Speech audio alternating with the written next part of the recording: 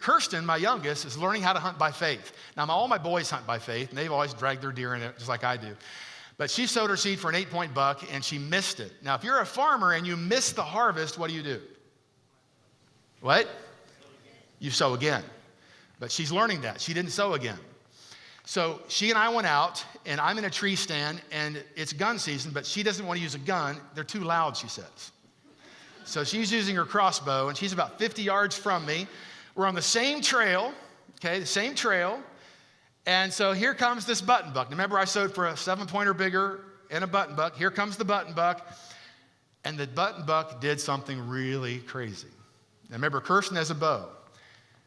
And here's Kirsten, here I am. It comes towards Kirsten, and then it goes around her, just outside bow range, comes back to the trail, and comes and stands under my tree. And just stood there. And this is the first time I've done this. I know Kirsten said it was cute. I just decided to let it go. But Kirsten was totally amazed how that deer walked around her stand because it wasn't her deer and came in. In fact, he wouldn't go. He just stayed down there until we got out of the tree stand to go back in the house. He was still down there, and finally he just walked off. So you should be asking questions right now. How did the fish show up in Peter, James, and John's boats?